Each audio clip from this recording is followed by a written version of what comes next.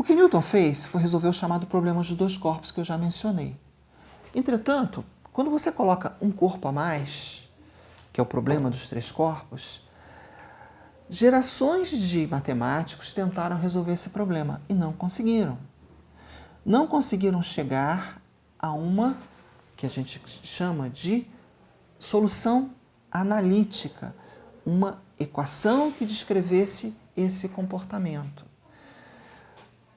Aconteceu que Brahms, tempos depois, mostrou que não tinha como você chegar a uma solução analítica, porque faltam vínculos nesse problema.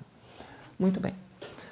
Aí acontece o seguinte, entra na história na época jovem, matemático, que é um dos matemáticos mais brilhantes da história, que é o Henri Poincaré.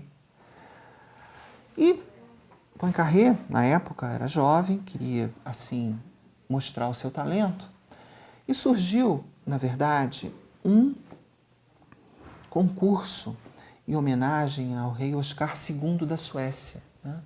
Que ele completava 60 anos, e ele resolveu promover um concurso, chamou os grandes matemáticos e falou para eles que ele queria, na verdade, problemas que iriam ser propostos e quem resolvesse o problema da forma melhor ia ganhar um prêmio. E um desses problemas foi justamente relacionado à estabilidade do nosso sistema solar. Imagina, você tem o Sol, Mercúrio, Vênus, Terra, Marte, Júpiter, Saturno. Nós, a vida da Terra existe, né? Porque a Terra tem uma órbita bem estável ao longo dos milhões de anos, né? Mas será que os planetas vão continuar assim ao longo dos milhões de anos que vão surgir? Será que é estável diante das perturbações de tudo? Ninguém tinha essa resposta. E essa questão foi proposta no contexto desse concurso. Então, Poincaré começou a trabalhar e logo falou o seguinte, gente, eu não consigo resolver isso daí. É muito complexo. Então eu vou reduzir. Reduzir para um problema que seria 3 corpos.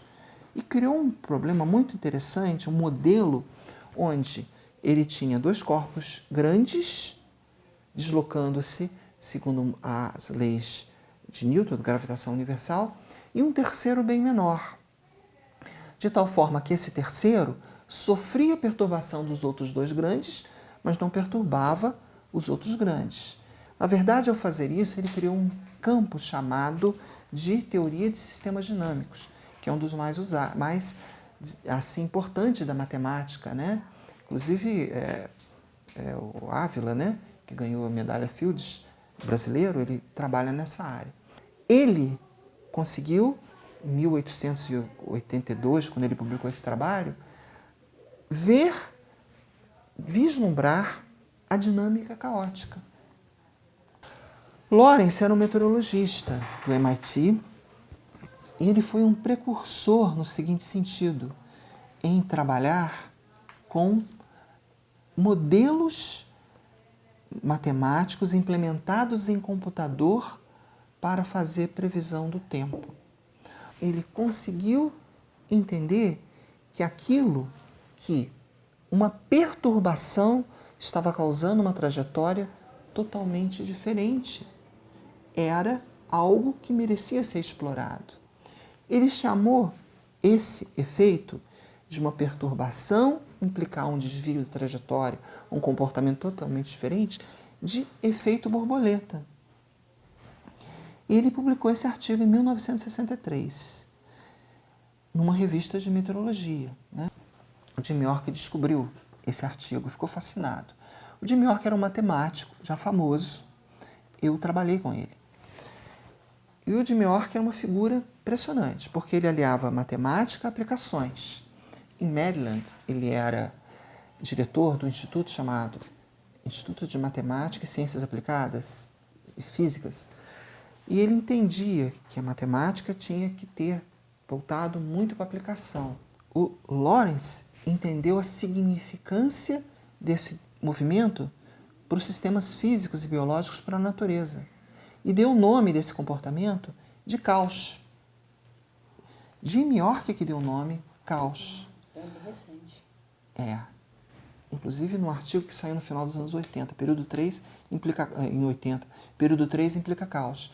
E mais do que isso, ele assim, incentivou ou pediu físicos do conhecimento dele para fazer experimentos para mostrar que a dinâmica caótica ocorria na natureza. E foi isso que foi feito. Um grupo, né, de Atlanta, né, do Georgia Tech, fez um experimento com uma fita magnetoelástica, né, é uma fita que ela é sensível a campo magnético. Então eles colocaram essa fita num vibrador e existia ímãs. Quando ela estava parada, ela ficava em equilíbrio. Quando ela se movia, né, ela justamente se mexia. E, com resultados experimentais, chegou-se à conclusão que ela tinha uma dinâmica caótica, o que comprovava o modelo, né? Foi Moon que fez isso lá, o colega Moon lá, falecido, esse experimento. E a partir daí, Jim York e seu grupo começou a desenvolver um trabalho que revolucionou o entendimento que a gente tem da dinâmica caótica.